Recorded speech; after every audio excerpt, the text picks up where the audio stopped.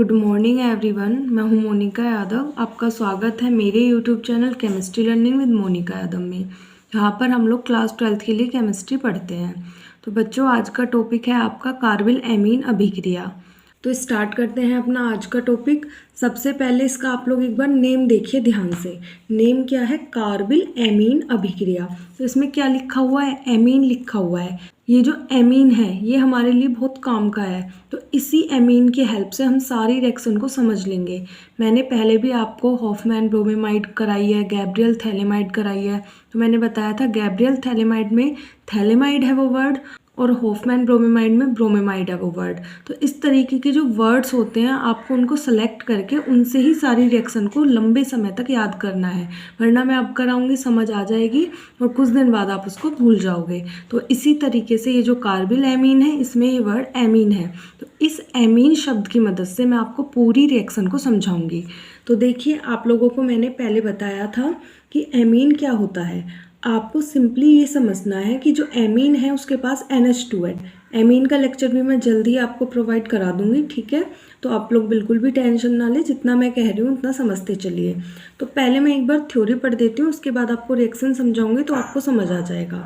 देखो क्या लिखा हुआ है। जब एलिफैटिक या एरोमेटिक, एलिफैटिक का मतलब होता है कार्बन की सिंपल चेन और एरोमेटिक का मतलब होता है कार्बन की रिंग स्ट्रक्चर, ठीक है। तो चाहे वो एलिफैटिक हो यानी कार्बन चेन में हो, चाहे एरोमेटिक कार्बन रिंग में हो, प्राथमिक एमीन को एल्कोहलिक KOH की उपस्थिति में क्लोरोफॉर्म की कुछ बूंदों के साथ गर्म किया जाता है तो तीव्र दुर्गंध युक्त आइसोसाइनाइड प्राप्त होता है। तो ये बोल रहा है एलिफैटिक और एरोमेटिक जो प्राथमिक एमीन है, सिंपल कार्बन चेन वाली एमीन हो या फिर रिंग वाली एमीन हो, उसको जब हम एल्कोहलिक KOH की उपस्थिति में क्लोरोफॉर्म के साथ गर्म करते हैं ना, तो तीव्र दुर्गंध युक्त आइसोसाइनाइड प्राप्त होता है। तो कहने का मीन्स ये है कि हमें आइसोसाइनाइड प्राप्त होता है जिसकी जो गंध होती है, स्मेल होती है, वो तेज होती है, ठीक है ना। इस अभिक्रिया को कार्बिल एमीन अभिक्रिया कहते हैं। तो कितना सिंपल है, आप यहीं से देखिए। ये जो एमीन लिख रहा है तो आपको इतना याद रखना है, हमारे पास चाहे एलिफैटिक एमीन हो चाहे हमारे पास एरोमेटिक एमीन हो, और वो एमीन भी कैसा होना चाहिए? प्राथमिक। तो एलिफैटिक एरोमेटिक प्राथमिक एमीन की किसके साथ कराएंगे? एल्कोहलिक KOH के साथ कराएंगे, और साथ में उसमें क्लोरोफॉर्म चाहिए, ठीक है।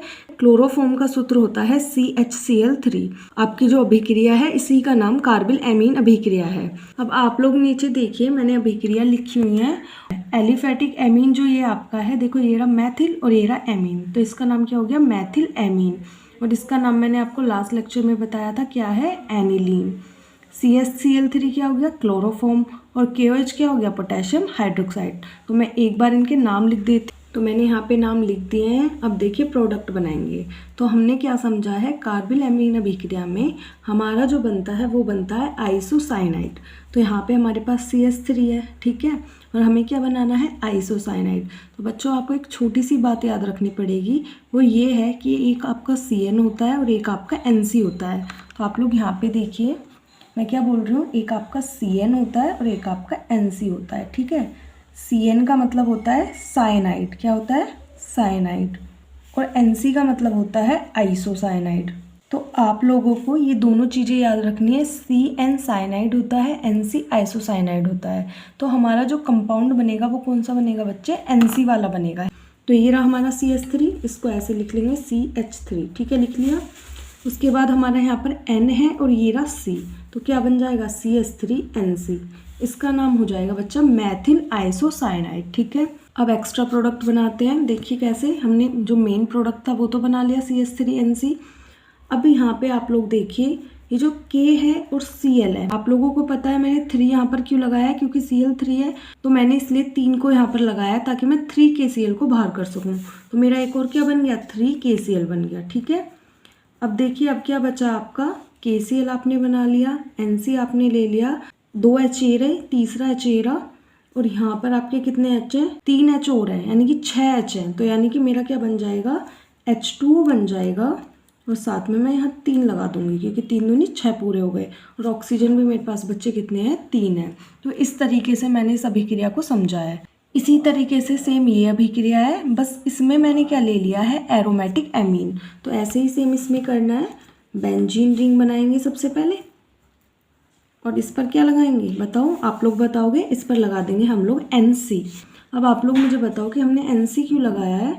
तो आप लोग बताओगे क्या कि NC इसलिए लगाया है मैम क्योंकि आपने पहले ही बता दिया है कि जो कार्बिल एमीन अभिक्रिया है उसमें हमारा आइसोसाइनाइड बनता है। ठीक है, तो जो एलिफैटिक हो चाहे एरोमेटिक हो उसको ऐसे ही लिख दो और उसके साथ ये वाला N ऐसे ही रहने दो, कार्बन को जोड़ दो।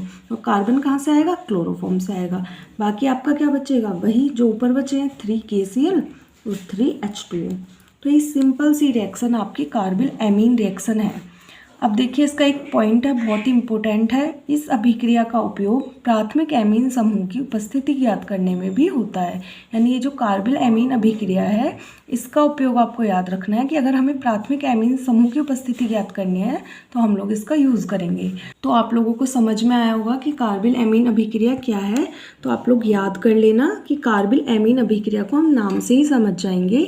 इसमें हमें क्या लेना है, एक एलिफैटिक या फिर एरोमेटिक जो भी है वो वाला एमीन लेंगे, उसकी रिएक्शन क्लोरोफॉर्म के साथ कराएंगे और साथ में उपस्थिति रखेंगे एल्कोहलिक KOH की। उसके बाद आपको जो प्रोडक्ट मिलेगा वो क्या मिलेगा, आपको मिलेगा आइसोसाइनाइड। मैथिल एमीन लिया है तो मैथिल आइसोसाइनाइड मिल जाएगा।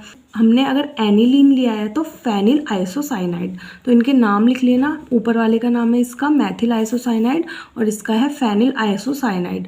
और इसकी स्मेल कैसी होती है, तेज होती है। तो बच्चों ये आज का आपका टॉपिक था जिसमें हमने कार्बिल एमीन अभिक्रिया को समझा है। इस तरह की और वीडियोज़ के लिए मेरे चैनल को सब्सक्राइब करें। Thank you.